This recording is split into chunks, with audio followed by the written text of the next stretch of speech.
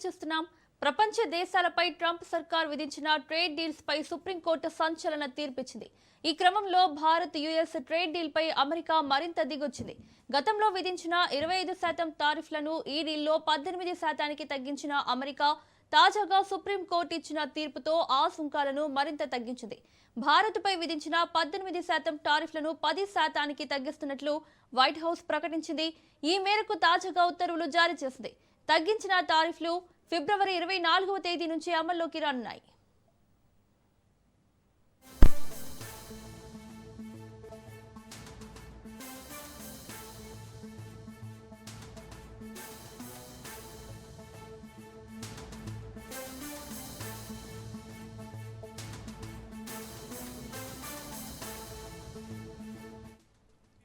ప్రపంచ దేశాలపై ట్రంప్ సర్కార్ విధించిన ట్రేడ్ డీల్స్ పై సుప్రీంకోర్టు సంచలన తీర్పిచ్చింది. ఈ క్రమంలో భారత్ యుఎస్ ట్రేడ్ డీల్ పై అమెరికా మరింత దిగొచ్చింది. గతంలో విధించిన 25% టారిఫ్లను ఈ డీల్లో 18% తగ్గించిన అమెరికా తాజాగా సుప్రీంకోర్టు ఇచ్చిన తీర్పుతో ఆ సుంకాలను మరింత తగ్గించింది. భారత్పై విధించిన 18% టారిఫ్లను 10% తగ్గిస్తున్నట్లు వైట్ హౌస్ ప్రకటించింది. ఈ మేరకు తాజాగా ఉత్తర్వులు జారీ చేసింది. తగ్గించిన టారిఫ్లు ఫిబ్రవరి 24వ తేదీ నుంచి అమల్లోకి రానున్నాయి.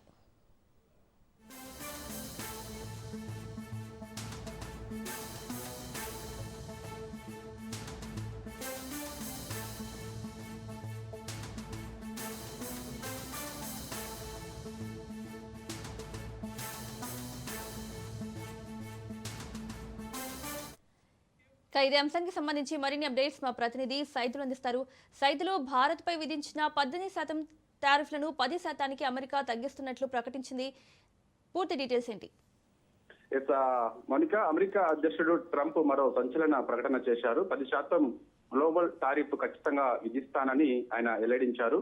అంతకు ముందు అమెరికా సుప్రీంకోర్టు తాజాగా కీలక ప్రకటన చేసిన సంగతి అందరికీ తెలిసిన విషయమే. ఆయా దేశాలపై డొనాల్డ్ ట్రంప్ విధించిన టారిఫ్ల్ని కొట్టివేసింది. సుంకాలు విధించే అధికారం అసలు అధ్యక్షుడికి లేదని స్పష్టంగా అమెరికా సుప్రీంకోర్టు చెప్పడం జరిగింది.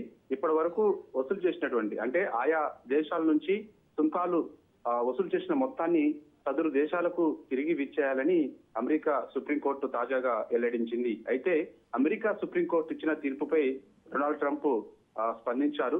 సో కొంతమంది సుప్రీంకోర్టు న్యాయవాదులు విదేశీ ప్రయోజనాల కోసం వ్యవహరిస్తున్నారని వాళ్ళపై సంచలనమైనటువంటి ఆరోపణలు కూడా ఆయన చేశారు. అంటే అమెరికా ఇచ్చినటువంటి కోర్టు ఇచ్చినటువంటి తీర్పును కూడా అమెరికా అధ్యక్షుడు డొనాల్డ్ ట్రంప్ పూర్తిగా తప్పుపట్టారు.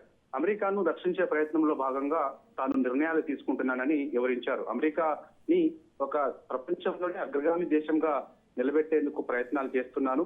అందుకు నేను చేస్తున్నటువంటి ప్రయత్నాలను కొందరు కుట్రదారులు ఈ విధంగా అడ్డుకునే ప్రయత్నం చేస్తున్నారు. తాజాగా సుప్రీంకోర్టు ఇచ్చినటువంటి ఆదేశాలు కూడా ఆయన తప్పుపడుతూ వచ్చారు. సో సుప్రీంకోర్టు కూడా కొందరు తప్పుపట్టే ప్రయత్నం చేయించారని చెప్పేసి కూడా ఆయన ఆరోపణలు కూడా చేయడం జరిగింది. అది అందరికీ తెలిసిన విషయమే. అమెరికాను రక్షించే ప్రయత్నంలో భాగంగానే తాను నిర్ణయాలు తీసుకుంటున్నానని ఆయన వివరించారు. ఇతర చట్టాల ప్రకారం టారిఫ్ తో మరింత వసూలు చేస్తానని మరో ప్రకటన ట్రంప్ చేయడం జరిగింది. 10% గ్లోబల్ టారిఫ్ విధించే ఎగ్జిక్యూటివ్ ఆర్డర్ పై సంతకం చేస్తానని ఆయన వైట్ హౌస్ ద్వారా చెప్పడం జరిగింది. సుంకాల కోసం ప్రత్యామ్నాయాలు ఉన్నాయని ఆయన పేర్కొన్నారు. మనం మరింత డబ్బు తీసుకోవచ్చు అన్నారు. ఒక దేశంతో వాణిజ్యాన్ని పెంచుకునేందుకు ఆంక్షలు విధించేందుకు తనకు అనుమతి ఉందని కూడా స్పష్టంగా చెప్పడం జరిగింది. తాను ఏదైనా చేయగలనని ఇప్పుడు బలమైన దిశలో వెళ్తున్నానని చెప్పేసి కూడా ట్రంప్ చెప్పడం జరిగింది. కాబట్టి గతంలో భారత్ పై ఉన్నటువంటి 18% ఆయన రష్యా నుంచి మనము చమురు కొనుగోలు చేస్తుండటంతో పెద్ద ఎత్తున మన పైన టారిఫ్ విధించిన సంగతి అందరికీ తెలిసిన విషయమే. ఒకసారి 25% టారిఫ్ విధించారు. అయినా సరే భారత్ వెనక్కి తగ్గలేదు. రష్యా నుంచి పెద్ద ఎత్తున చమురు కొనుగోలు చేయడం జరిగింది. సో ఆయన అక్కస్తోటి 50% టారిఫ్ విధించడం జరిగింది. సో ఆ సమయంలో ఇరు దేశాలు కూడా కూర్చొని మాట్లాడడం కూడా జరిగింది. తర్వాత ఆయన దిగొచ్చి 25% టారిఫ్ 20% తగ్గించడం జరిగింది.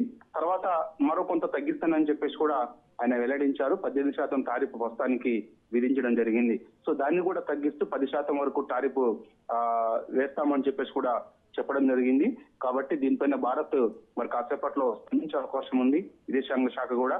సో దీనివల్ల మనకి ఎటువంటి లాభం చేకూరుతున్న విషయాలు కూడా స్పష్టంగా చెప్పే అవకాశం అయితే కనిపిస్తుంది. కాబట్టి సో ఇది మంచి పరిణామం అని చెప్పేసి కూడా నిపుణులు చెబుతూ ఉన్నారు. ఎందుకంటే గతంలో 50% టారిఫ్ విధించినటువంటి భారత్ పైన అమెరికా అధ్యక్షుడు డొనాల్డ్ ట్రంప్ విధించినటువంటి టారిఫ్ కాస్త 25% నుంచి 18% తగ్గింది. 18% నుంచి ఇప్పుడు 10% వరకు టారిఫ్ ఖచ్చితంగా విధిస్తానని చెప్పేసి కూడా ఆయన చెప్తున్నారు. కాబట్టి సో ఇది కొంత మంచి పరిణామమే అని కూడా అందరూ అంటున్నారు.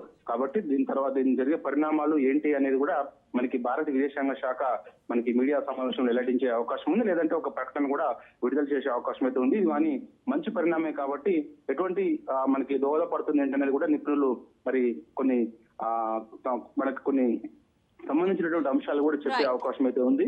కాబట్టి అమెరికా అధ్యక్షుడు నిర్ణయానికి సంబంధించి కూడా భారత్ కూడా స్పందించే అవకాశం కూడా కనిపిస్తుంది. Right Saidul, thank you.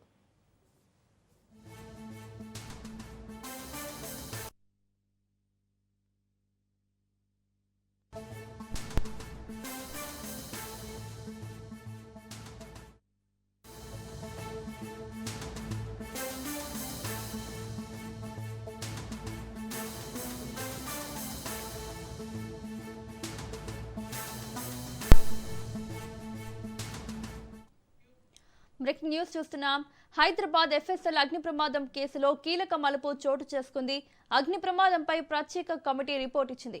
1100 files దగ్ధమైనట్లు Nagpur బృందం గుర్తించింది. కేసుల డేటా రికవరీకి ప్రయత్నించింది. అయితే డేటా రికవరీ సాధ్యం కాదని ప్రత్యేక బృందం తెలిపింది.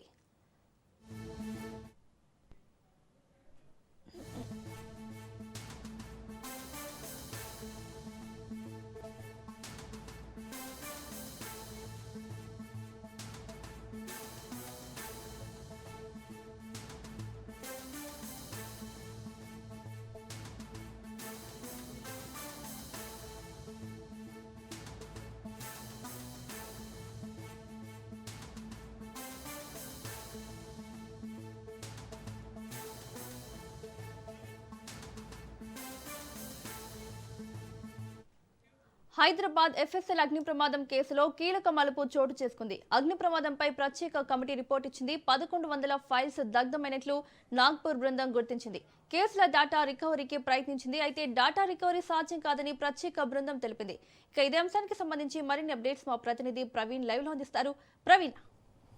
ఎస్ మోనిక, మనం చూసుకునే కనుక ఎఫ్ఎస్ఎల్ అగ్ని ప్రమాదం కీలక మలుపు తిరిగింది. అయితే ప్రమాదం జరిగిన తర్వాత నివేదిక సమర్పించడానికి మొత్తంగా చూసుకుంటే కనుక ఇటు పూణే నుండి నాగ్పూర్ నుండి ఆ రెండు రాష్ట్రాల నుండి కూడా నిపుణులను తీసుకొని రావడం జరిగింది. నిపుణుల కమిటీ కూడా వచ్చేసి ఇప్పటికే పూణే నుండి వచ్చిన వాళ్ళు కూడా ఒక రిపోర్ట్ ఇచ్చారు. నాగ్పూర్ నుండి దేశంలోనే అత్యంత టెక్నాలజీ కలిగినటువంటి నాగ్పూర్ సంస్థ ఏదైతే ఉందో ఆ నాగ్పూర్ సంస్థ కూడా ఆ నివేదికను ఇచ్చింది. మొత్తంగా చూసుకునే కనుక ఎఫ్ఎస్ఎల్ అగ్ని ప్రమాదంలో 1100 ఫైల్స్ మొత్తంగా కూడా కాలిపోయినట్టుగా చెప్తుంది. అదేవిధంగా చూసుకునే కనుక దాంట్లో ఉండేటటువంటి ఆ డాటా రికవరీ చేసే ప్రయత్నం చేస్తున్నాం. 1100 ఫైల్స్కు సంబంధించి డాటా రికవరీ చేస్తున్నామంటూ కూడా చెప్తుంది. ప్రాథమికంగా అయితే మొత్తంగా చూసుకునే కనుక ఈ యొక్క డాటా రికవరీ చేసడం సాధ్యం కాదు అంటూ కూడా తెలపడం జరిగింది. ఎందుకంటే ఆ యొక్క అగ్ని ప్రమాదం జరిగినప్పుడు ఆ యొక్క ప్రమాదం ఆ తీవ్రత వలన అక్కడ ఉన్నటువంటి హార్డ్ డిస్కులు ఏవైతే ఉన్నాయో హార్డ్ డిస్కులు అన్నీ కూడా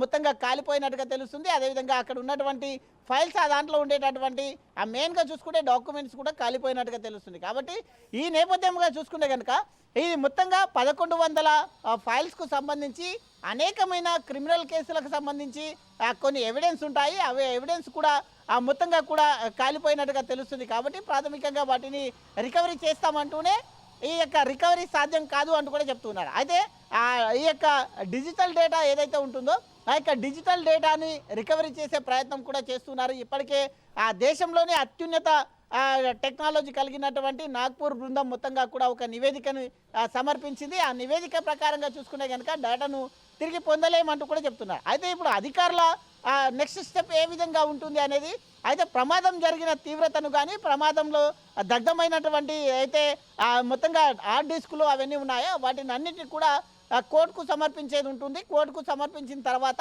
కోర్టు ఏ విధంగా చెప్తుంది, కోర్టు ఏ విధంగా ముందుకెళ్ళమంటుంది, దాన్ని ఏ విధంగా రిట్రై చేస్తారు, ఏ విధంగా బ్యాకప్ తీస్తారు అనేది అయితే మొత్తంగా కూడా కోర్టు ఆదేశాలు ఉంటాయి. కోర్టు ఆదేశాల తర్వాత ఏ విధంగా మొత్తంగా కూడా వాటిని చేస్తారు. ఆ యొక్క కేసులకు సంబంధించి మెయిన్గా ఇప్పటికే కొన్ని కేసులకు సంబంధించి అయితే గతంలో జరిగినటువంటి మొత్తంగా కొన్ని కేసులు సిబిఐ కేసులు కానీ కొన్ని కేసులు ముఖ్యమైన కేసులు ఏవైతే ఉన్నాయో వాటిని అన్నిటికీ కూడా సబ్మిట్ చేశాము, ఎప్పటికప్పుడు సబ్మిట్ చేస్తుంటాము.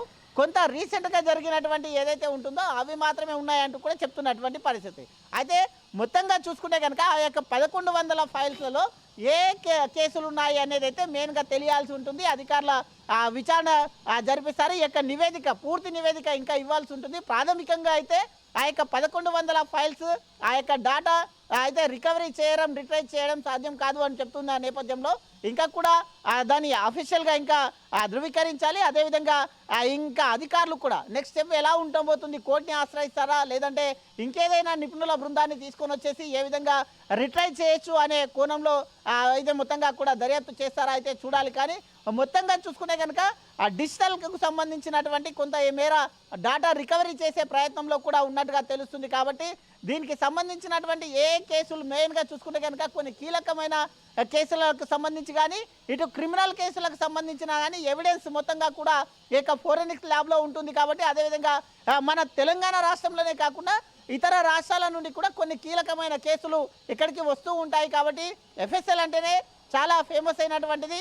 అన్ని కేసులకు, అన్ని ఎవిడెన్స్లకు కోర్టుకు సమర్పించే ఏవైతే ఎవిడెన్స్లు ఉంటాయో ఆ ఎవిడెన్స్లు అన్నీ కూడా ఈ యొక్క ఎఫ్ఎస్ఎల్లోనే ఉంటాయి. కాబట్టి ఆ యొక్క డాక్యుమెంట్స్ కానీ, ఆ యొక్క రిపోర్ట్స్ కానీ, ఆ యొక్క మొత్తంగా చూసుకుంటే కనుక ఈ యొక్క ఫోరెన్సిక్ ల్యాబ్కు సంబంధించినటువంటి ఎవిడెన్స్ అవన్నీ కూడా కోర్టులలో కొన్ని కేసులలో సబ్మిట్ చేసే ఉంటుంది. కాబట్టి ఏ కేసుకు సంబంధించిన ఫైల్స్ వెళ్ళిపోయాయి, ఏ కేసుల ఫైల్స్ ఉన్నాయి, ఎన్ని సబ్మిట్ చేశారు అనేది అయితే ఇంకా పూర్తి వివరాలు రావాలి. Mounika. Right Praveen, thank you.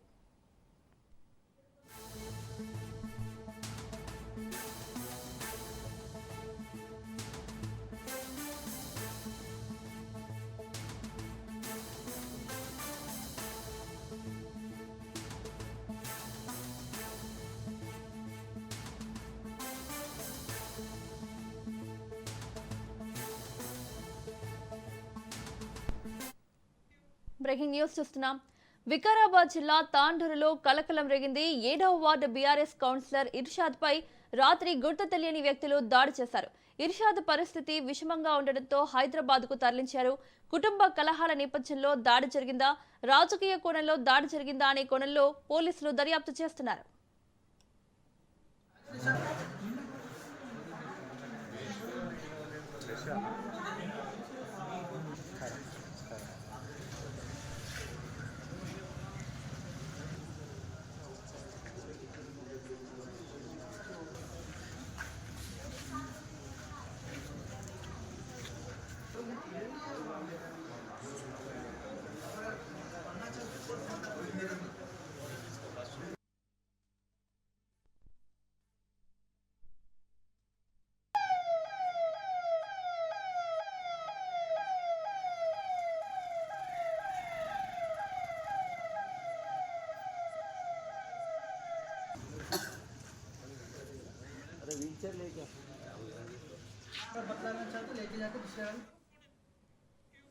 ఇదే అంశానికి సంబంధించి మరిన్ని అప్డేట్స్ మా ప్రతినిధి పవన్ అందిస్తారు.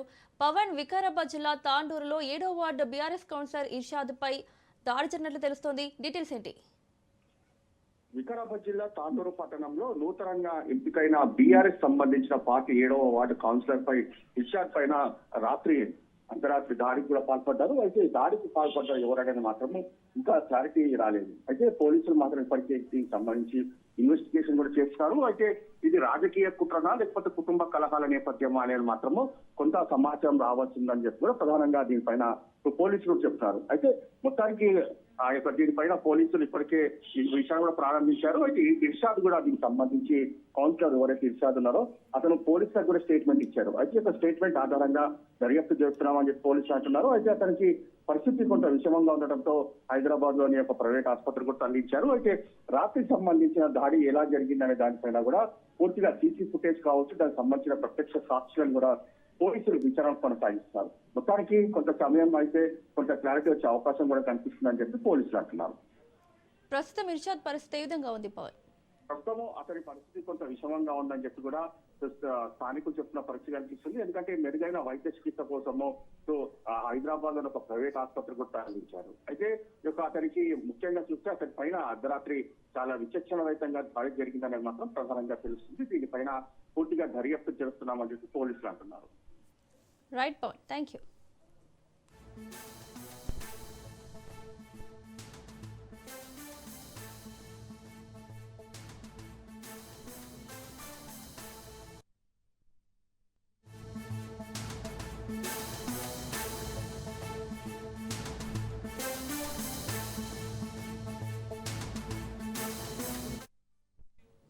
కామారెడ్డి జిల్లా బాన్సువాడలో ఇరు వర్గాల మధ్య ఘర్షణ చోటు చేసుకుంది.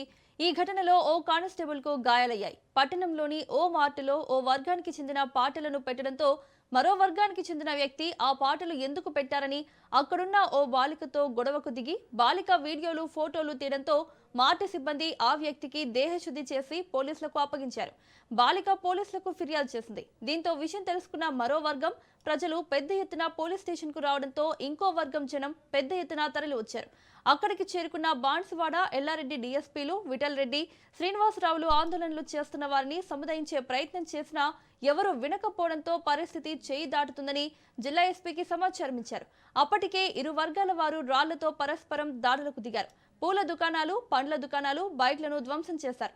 దుకాణాల అద్దాలు పగులగొట్టారు. జిల్లా ఎస్పీ రాజేష్ చంద్ర భారీ బలగాలతో వచ్చి ఆందోళనకారులను తరిమివేశారు.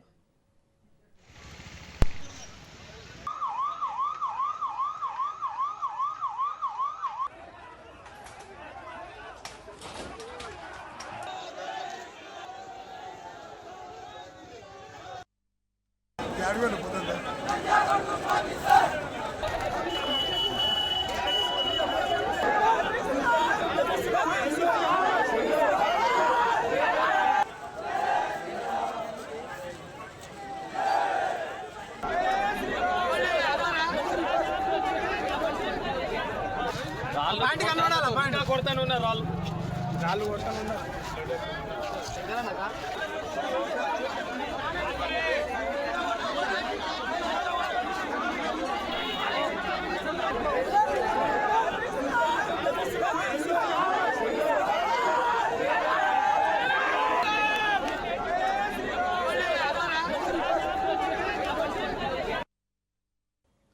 గుంటూరు జిల్లా పోలకంపాడులో దారుణం జరిగింది. ప్రియుడి వేధింపులకు ప్రియురాలు బలైంది. నమ్మినవాడు నట్టేట ముంచడంతో యువతి ఉరేసుకుని ఆత్మహత్యకు పాల్పడింది. ఒకే కాలేజీలో చదువుతూ కొంతకాలంగా ప్రేమించుకుంటున్న వారిద్దరూ మనస్పర్ధలతో విడిపోయారు. అక్కడి నుంచి ప్రియురాలికి ప్రియుడి నుంచి వేధింపులు మొదలయ్యాయి. కలిసి దిగిన ఫోటోలు, వీడియోలు బయట పెడతానని యువతిని బెదిరించాడు. దీంతో యువతి ఉరేసుకుని ఆత్మహత్యకు పాల్పడింది. తాడేపల్లి పోలీస్ స్టేషన్లో యువతి తల్లిదండ్రులు ఫిర్యాదు చేశారు.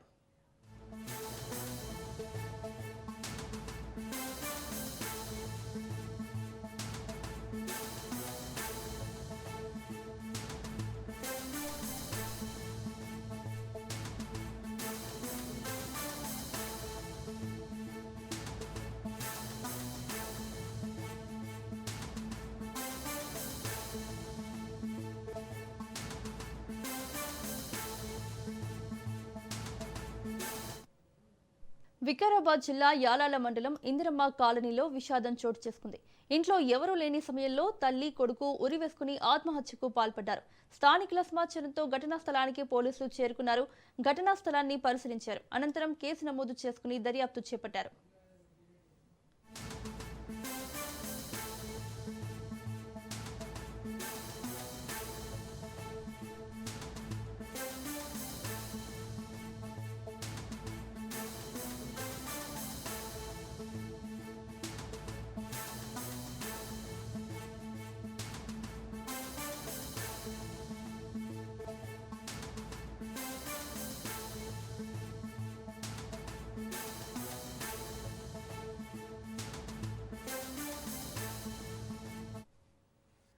ఖమ్మం జిల్లాలో ఓ విద్యార్థిని ఆత్మహత్య యత్నానికి పాల్పడింది. బోనకల్లో ఇంటర్ ఫస్ట్ ఇయర్ చదువుతున్న విద్యార్థిని మార్కులు తక్కువ వచ్చాయని తీవ్ర మనస్తత్వంతో 3 అంతస్తుల బిల్డింగ్ పైనుంచి దూకి సూసైడ్ చేసుకుంది. ఇది గమనించిన తోటి విద్యార్థులు, కాలేజీ సిబ్బంది హుటాహుటిన ఆసుపత్రికి తరలించారు. సమాచారం తెలుసుకున్న పోలీసులు కేసు నమోదు చేసుకుని దర్యాప్తు చేపట్టారు.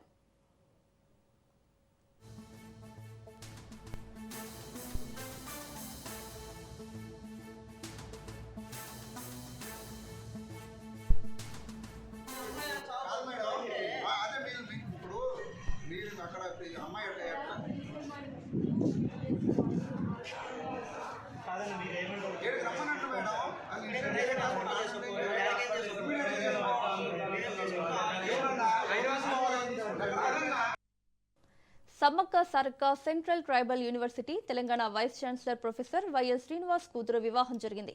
న్యూఢిల్లీలో జరిగిన ఈ వివాహ వేడుకకు సీఎం రేవంత్ హాజరయ్యారు. అనంతరం వధూవరులను ఆశీర్వదించారు.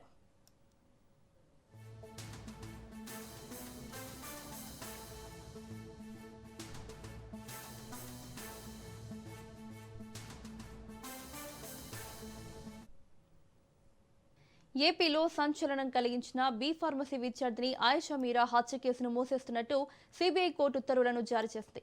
కేసు దర్యాప్తు చేపట్టిన సీబీఐ గతేడాది తుది నివేదికను కోర్టుకు సమర్పించింది. ఈ నివేదికను విజయవాడలోని సీబీఐ కోర్టు న్యాయాధికారి అన్నపూర్ణ ఆమోదిస్తూ శుక్రవారం సాయంత్రం ఉత్తర్వులిచ్చారు. కేసును మూసేయడానికి ముందు ఆయిషా మీరా తల్లిదండ్రుల అభిప్రాయాన్ని కోర్టు తెలుసుకుంది. సీబీఐ నివేదికపై తాము ప్రొటెస్ట్ పిటిషన్, ప్రైవేటు కేసు దాఖలు చేయడం లాంటివేవీ చేయట్లేదని ఆయిషా మీరా తల్లిదండ్రులు కోర్టుకు తెలిపారు. ఈ నేపథ్యంలోనే దోషి ఎవరనేది సీబీఐ తేల్చకపోవడంతో కేసును మూసేశారు.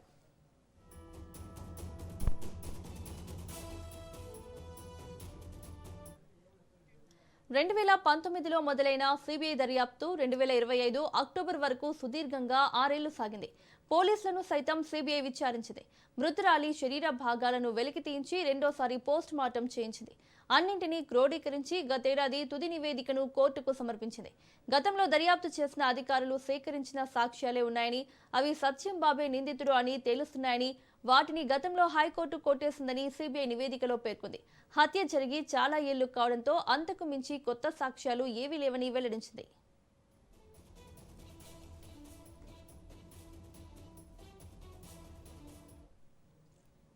2007 డిసెంబర్ 27న రాత్రి ఇబ్రహీంపట్నంలోని మహిళల వసతి గృహంలో ఆయిషా మీరా హత్యకు గురైంది.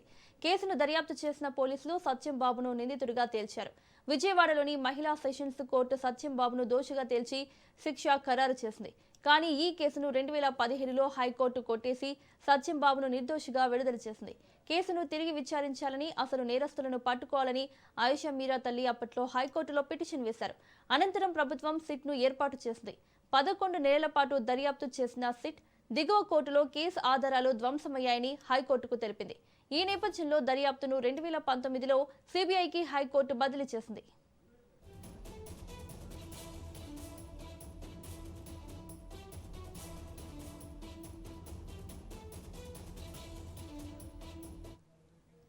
రీపోస్ట్ మార్టం కోసం సీబీఐ తీసుకున్న మృతురాలి శరీర అవశేషాలను తిరిగి తమకు అప్పగించాలని ఆమె తల్లిదండ్రులు దాఖలు చేసిన పిటిషన్పై న్యాయాధికారి ఉత్తర్వులిచ్చారు. ఈ నెల 27న ఉదయం 10 గంటలకు మృతురాలి తల్లిదండ్రులు సీబీఐ తరపున దర్యాప్తు అధికారి కోర్టుకు హాజరు కావాలని అందులో పేర్కొన్నారు. న్యాయస్థానంలో గుర్తింపు పంచనామా నిర్వహించిన తర్వాత వాహనాన్ని సమకూర్చి భద్రత మధ్య అవశేషాలను తెనాలి తరలించాలన్నారు. అక్కడ వారి మతాచారం ప్రకారం అంత్యక్రియలు నిర్వహించాలని, ప్రభుత్వ అధికారులు హాజరు కావాలని, ఈ ప్రక్రియ మొత్తాన్ని వీడియో చిత్రీకరించాలని సీబీఐ కోర్టు ఆదేశించింది.